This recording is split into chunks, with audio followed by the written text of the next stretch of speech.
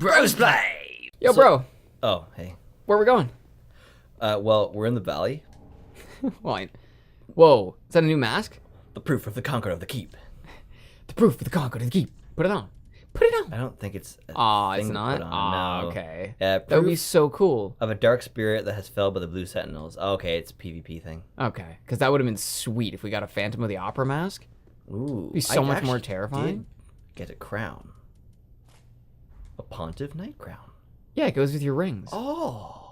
That looks terrible. You look Yeah. like she's potato as fuck. you look like the king of the Ronin, or not the Ronins. Oh, yeah. You look like the king of Rohan. What did you say? The Ronins. Mike is Yeah, Mike has the beacon. Gonda calls for aid. That is the greatest work email I will ever receive in my life. I'm certain of it. Oh man, big part of why I dropped out of freelance graphic design was just shitty emails people gave me, where they're like, "All right, here's the template, have fun," and I'm like, "What's this for?" And they're like, "It's in the template," and I'm like, "No, like I understand there's a template there, but like, what am I doing with it?" Yeah, well, people aren't giving you background, right? They're not giving you context. They're just giving you a thing. Yeah, I spent like a whole afternoon with this one person. It was just like, what the fuck, man? That's one thing I'm very fortunate for, is that I work in a professional environment. So if I email someone asking them something, there's like a command structure that expects they'll do it. Right. Whereas when you work in anything unregulated or anything without like one cohesive business, Yeah. you know, if you work, you know, let's say your job is, you go out and you like locate things in the field, or you're a surveyor, or you're whatever. You have to deal with all these random companies. So some of them are going to be great and some of them are going to be terrible. I should also say, I didn't really get out of the freelance industry so much as I was actually never in it. Like, I don't even think I made any money. I remember just like searching after people and getting like dumb things, and then people being like, "I need this done," and I'm like, "I'm not really sure what you're asking me," and then I don't even think I ever received money. Like, the only freelance I ever did was like through a different... I thought you got paid for one thing. It was through, what was the website called? E something? I don't remember. Actually. Everything's called E something nowadays. But no, I don't think that happened. But maybe not. But I do remember you dealing with one particularly bad client, which is funny because you'd only dealt with 3 clients. Yeah, well, 66% of them were idiots. My most successful situation was a company, like a group, like a store nearby that I was already working at in the store. So like I was still being paid like a normal job, like through like a normal paycheck and everything. Oh, really? But it was like sometimes freelance, sometimes I was working in the store. That was the only time I had success because I wasn't even the freelancer. I was just a guy working for a freelancer. You were an employee. Right. Yeah. The only thing that was freelance is you worked at your own computer at your own desk. Yeah. Which is not really even freelance. So I didn't even... Especially because you're then paying for the electricity and all that shit. Well, not so really. No, that actually makes it freelance in a way. Does it? Yeah, because you're essentially a subcontractor to that employer. Yeah. Because you didn't work there in the sense that you didn't show up at 9 in the morning and go to a meeting and then like someone tells you what they want you to work on that day and then you sit down at your computer with your coffee. Like, yeah, I would say in some ways you were still in the, and I think it's more about how it feels. Did you feel like you were doing freelance work? Not really. I also fucking hated it. I hated that, like... Yeah, dealing with clients and trying to figure out what they want. Just the how unsmooth and unregular it was. Just, like, irregular, I guess is the word. Yeah, not having, like, a 9-to-5 type thing. Yeah, and then I had people where I'm telling people, like, hey, I can't, contact me at, like, before this time, and then they just don't give a shit, and just contact me anyway at, like, 9 o'clock at night. And it's like, this is not okay. Yeah, was it all by email, though? Yeah. Oh, well, that's good at least. Yeah, well. But yeah, people are ruthless with emails nowadays. I've talked to a few people about that in my industry, which is more the, physical work side of things. But still, I've heard of someone sending an email at 3 in the morning, canceling work at 6 in the morning. Oh, Can you I had a imagine teacher that how... did that. And that's one thing. That's bad in and of itself. Like a teacher, all those people who are like prepared to go to class, right? All of them like got up and got ready to go and shit. But imagine you think you're going to get paid 8 to 12 hours worth of work somewhere in there. Yeah. And you go to bed at like 9 or whatever because you have to get up at 4 in the morning. And then you get up at 4 a.m. and you read your email and you have no work to do. Right. Well, like, who the fuck reads their email at 4 a.m? I would. Really? Because it comes to my phone. So I would notice as soon as I woke up that there was an email, I'd check it, and then I would be pissed, and I go back to bed. Oh. Yeah. Well, also, it's just that people, I think, have decided that since you can reach out to someone at any hour, that they will. Right? Oh, dude, did you see those tweets recently that someone was, like, writing premise ideas for Seinfeld in this era? Kind of, yeah. And it was, like, George... Yeah, George like... George is like, the phone is a way for someone to access you at all times of the day. Yeah, I do remember And then that. Elaine has a problem with people responding with K, period, because it's too aggressive. I honestly remember reading them and thinking that these were almost as appropriate as the actual Seinfeld things from the era. Yeah. And I don't know who wrote them, but I felt like... It's a mimic, isn't it? Oh, it's curled. I can't remember if the curl is the problem. No, I don't think it's a mimic. Well, we'll just have to wait. Just hit it with your axe. I think I can destroy it, though. Oh. Yeah, it's not a mimic. When you hit it with the fireball and nothing happened, I kind of figured. Yorshkas. A Yoshka! Yorshka spear. Yeah, I remember reading those Seinfeld things and thinking that all they need is to go back in time, get the actors, bring them to this era, Yeah, and they could totally make them. I think there's something up there I missed. I like the digital era, but I think that we've given some things up. We've totally given up. Yeah, that's why I keep my phone on silent. Yeah. I don't need that shit. I don't need something to just pop up in my face. I hate that so much. It's my least favorite thing about... I don't keep my phone on silence, but not because I need to be notified, more out of avoidance of being overwhelmed. I would rather deal with my phone on a regular basis rather than come back to it and have 100 things to deal with all at once. Right. So I find in some ways constantly being notified by my phone is the only way I can actually minimize the time I spend on it, even though that seems counterintuitive. No, that makes sense. I see where you're going with that. And it's bittersweet. It really is, because I can do work from home, but that also means that I could be called while I'm at home about work. For the most part, with what I do, I can do it any hour. So most of the time, it would just be someone calling to talk to me. They wouldn't be like, "Hey, can you do 2 hours of work for me tonight?" Right. Like that wouldn't happen. But I like to be off work at 3 o'clock in the afternoon if I can. Right. Because, I mean, why wouldn't you? It's bright and beautiful and sunny. You can still do shit with your day before dinner. But if I'm home and someone calls me and they like need something and it's still our business hours, I'm kind of being an asshole if I'm not willing to help them out. Yeah. Like it's not their choice that I went home early. Yeah. So it's cool. I'm glad we have the things that we have, and things are way easier than they were. Oh yeah, I'm so lucky to not be like. There's so many things I would so much prefer my job over, even though I don't like my job. Like what? Cashier. I would never want to be like a grocery cashier, man. Just like out in the open all day, just beeping shit through. Fucking. Oh, you get that joke where people are like, "Oh, if it doesn't scan, it's free," and you get people who want to price match depending on where you work. That would be the worst part. Would be some just entitled asshole who's like, "I'm gonna save 50 cents on everything here and save $6, and it's going to cost you 15 minutes of your time." And then your entire area gets built up with extra people waiting for this asshole to save $6. Yeah, I used to go grocery shopping with our mom, and there was these two people that would price match every item every week. Oh. So we would see them, know that like, hi. oh, Hi. the fuck, man, this game. It's just a little Spider-Man. Yeah, well, I'm glad that killed him. Yeah, what a freak. Fire kills spiders, bro. Holy crap. The things they come up with in this game. Yeah. Oh my god. Yeah, I don't know if I necessarily called them entitled just because, they're penny pinching for a reason, I'm sure. But man, it's one of those things where, like you said, 50 cents for 15 minutes of your life. Right. Some things are just worth paying. Some things are really, yeah. Oh, absolutely. I've heard of people who don't pay for parking.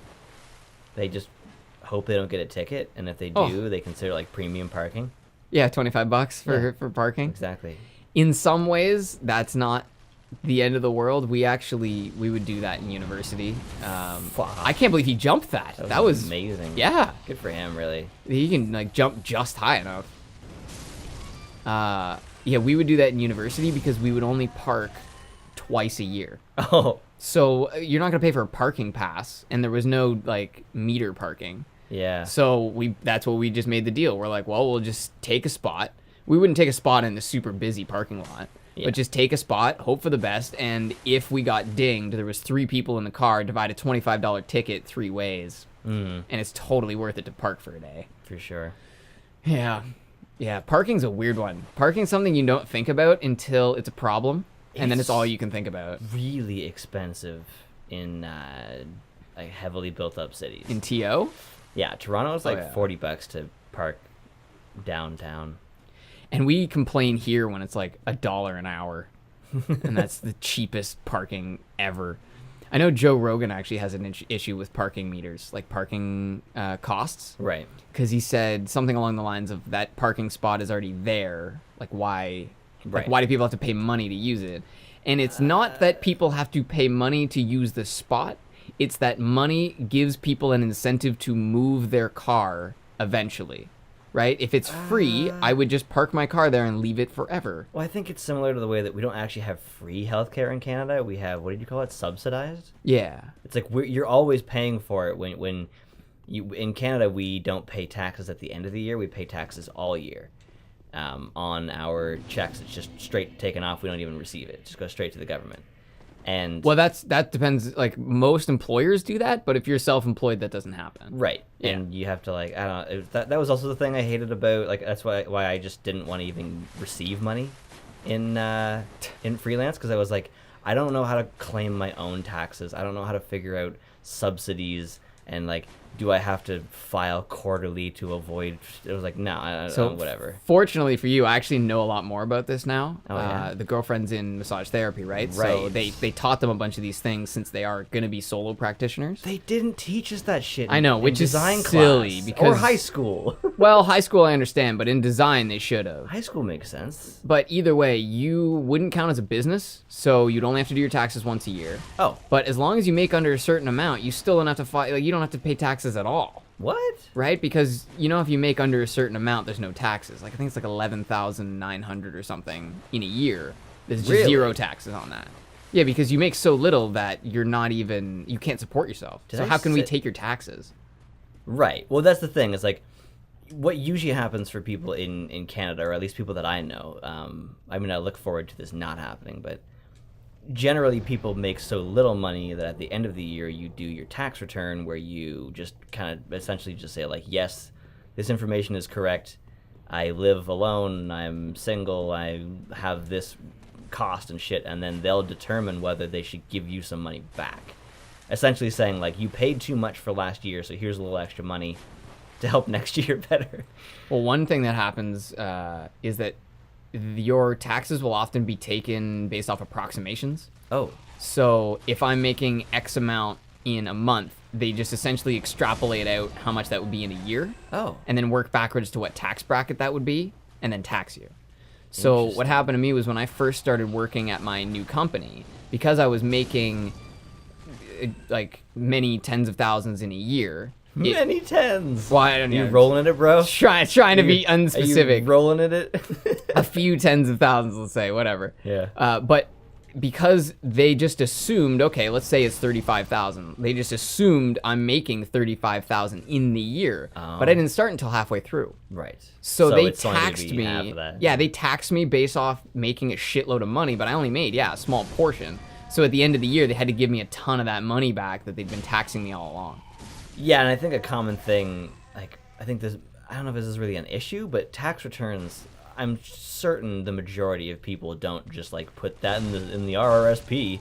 Like, I don't people think people save it. I think for the most part they're like, shit, free money. Well, it's actually spend it. Often the other way around. Sometimes what you can do, is you can take that money and put it, like, if you put more money into an RRSP, your tax bracket changes somehow, or at least Sorry, I just realized, like... We're talking about... Yeah, we're getting so intricate into this. An extended conversation about taxes and RRSPs over this, like, this murderous... At the same time, though, there's someone sitting at home going, wow, I didn't know this shit. And I'm glad I do know... Well, dude, you've already helped me a lot with, like, because Dad explained RRSPs, but I don't think I cared to listen, so I was like, I don't know. At the time, yeah. Well, I just know that money you put into RRSPs is not taxed the same way. So let's say I owe the government a ton of money. I could put a bunch of extra into RRSPs to try and reduce how much I owe them. So that's something people will do. They're like, well, I don't want to pay the government a ton of money, so I'll put a bunch into my retirement to reduce how much I owe the government. But ultimately, at the end of the day, until you start making a ton of money, your taxes are simple as fuck. This guy up there. He's got a bow? Yeah, he's got a dragon bow. Jesus. So yeah, your taxes are really as simple as you make money, the government takes a certain portion, just do it online. Whatever you do it online, they'll figure out how much you owe. Like, go to TurboTax, they're pretty good. Yeah, they TurboTax do not, is great. They do not, what do you call that? We don't have, IRS? no, the supporters, advertisers. Oh, yeah, no, we have no affiliation. What do you call that? Yeah, we have no affiliation with that. We're so unfamiliar with this. Yeah, but we don't even know what the word is. Yeah, but yes, they do not sponsor us. I think that would be the term. We are not sponsored by TurboTax. That's so much easier than getting the forms and doing it yourself and trying to work out all the numbers. But yeah, either way, if you are an individual working as a business, but you've not officially made yourself a business, then it just works the same way personal income tax does. Yeah, so not to worry. If you ever are interested in going back into that, wow, not to worry, bro. I considered it. I think I'd actually be more interested in voice acting. I think that would be way cooler.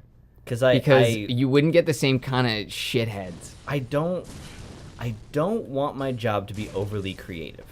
I want, like, I mean, unless it's this job.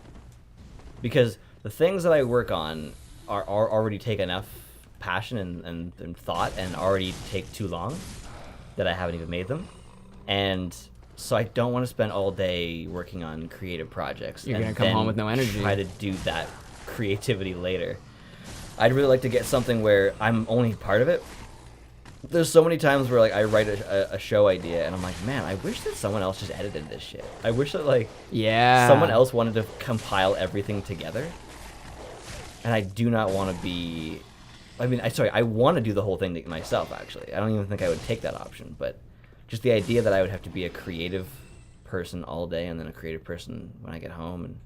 And then staring at a screen all day, then coming home, playing video games and working on the show, staring at a screen all night. Yeah, you would kill your back, like, and 18 shit hours sitting a day all day staring long. at a screen is just bad, man. I already have enough time. Like, I have to pull out a smaller screen and a desk in order to use this computer because it's hooked up to a big TV. Yeah, which 40-inch. It's too big to use as, like, a working computer at this distance. I can't focus on the screen. You need to be further away. I actually think that LCD is easier to focus on than LCD. Or LED. SD? What? Yeah. LCD and LED. Yeah. I thought it was. Yeah, okay. I'm going to take my lysergic acid with me. Yeah. You know how it is. I do know how it is, bro. You have 32,000 souls, by the way. Yeah, that's why I was about to say fuck those dogs. The dogs are a weird addition because... Oh, actually, they came from the first game. But in Bloodborne, the dogs made so much sense because you didn't really have a shield. I mean, you had a wooden shield if you felt like it, but for the most part, they were a very difficult enemy because they were super fast. Whereas in this game, you can just block them. Like, their speed doesn't really do a lot because they don't flank you. They don't flank you? Yeah, not really. You'd figure that would be a dog's biggest advantage because of their agility. Sometimes a dog's got a flank. When a dog needs a flank. So I hope that was very helpful with all that information. Yeah, absolutely. We'll call this a tax episode. Yeah. You know. I'm not going to do that. But no, yeah, because that's not what this is about. This is really about... This is about knowing what options are available, and it's also about us discussing what we want to do. It's kind of a taboo topic. What, like, taxes? Bringing up, like, boring shit like that. That's a good people point, don't actually. like it. Yeah, people are like, why are you talking about this boring shit? And it's because sometimes boring shit is really interesting. If you ever sat down with your mom and Oprah's on, and then all of a sudden you're just like sitting there for an hour. Yeah. And I'm not saying that means Oprah is always interesting shit. It's the point that you are not interested in things that you don't think you're interested in. If I walk into a room and I'm like, this is going to be boring, that thing's probably going to be boring. Oh, man. The other day I realized... Wait, fuck, I forgot where I was going. The other day I realized how important it is for me to try new things. I ran into this dude that I haven't seen in a long time, and we just stood there talking about stuff that I never talked to people about, to a person I never talked to. And I realized afterwards, I'm like, man, I spend so much time with the same people. And there's nothing wrong with that, but I need variety. You have the same conversations too. I do, repetitive conversations. We've actually repeated conversations in episodes that are like almost back to back. Yeah, and that actually is somewhat of an issue with us. We take a week off between recording sessions. And so let's say 2 recording sessions apart. So that's only 2 weeks. We play the same game. That's just long enough to forget what we said, and long enough that conversation will come up again. Right? Yeah, there was in Mercenaries, I was telling you about a thing, and you were kind of focused on the game, and I told you the whole story, and then like maybe a couple episodes later, I brought it up again, and you're like, oh, what's that? It's the first time you just weren't paying attention. So I told you the story again, because I didn't remember that I told the story. Yeah, so it was but for the viewer... like, identical. Yeah, and for some of the viewers, like, some people listen only, they don't watch. Yeah. And That's so that one's going to be them. very confusing because they don't have the through line. They don't have the in Mercenaries. There's no through line because we repeated everything, conversations and episodes. Was it like 7 episodes or something like that? Yeah, from 35 to 42. Not that I suggest you don't watch them. I think they're still good episodes. Yeah. But yeah, 35 to 42 are essentially the same missions as we had already started in like 33 to 34. Yeah. So that was definitely not our best, and everyone is confused. Yeah. But you're right. If someone's just listening, and to anyone who is just listening, accept both our apologies and that we don't care, because it's not really supposed to be this perfect polished thing. It's supposed to be this human thing. It's supposed to feel like us. And we're forgetful, and we talk about the same shit all the time. That's why we have memes, bro. You and me have so many memes because we repeat the same conversations a lot. Yeah, it's true. Right? Because from our childhood, god damn, we have so many memes that some we've brought to the show, but some of them are just too complicated. We can never really explain why it's funny to us or like convey why it's funny. Yeah, well, we keep making... Fuck was that? It didn't make me feel good. It was not a feel good. Feels bad, man. Feels really terrifying, man. Speaking of, those are really good. Bad on your back, though. No, she keeps her back straight, and it's locked. God damn it! The one chance. The one moment he had. Okay, so this is the fucking most annoying level in the game.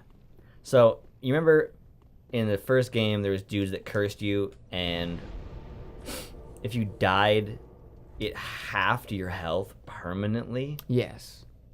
Until you had to go get it like fixed by. There's only like 2 places in the whole game that could fix it. So these assholes stare at you with this fucking lantern, and they slowly reduce your maximum health. Oh, your maximum, Jesus. Yeah. I'm surprised that I got away from her. These are the most annoying fucking enemies. Don't worry, you'll get to see it. Do you think you could kill it with one firebolt? Yeah, the Vistages are pretty good. Hey, buddy. You just not feel like doing anything today? Yeah, he kind of just gave you a hey bro kind of look. Dude was faded. Faded as fuck, so faded. No, that is terrible form. Knees are all out to the side, completely flared out. Knees are all out of the side, completely flared out. Okay, thank you for joining us. Next time, fucking annoying enemies. Next time, Lanterns of Doom. Yeah, exactly.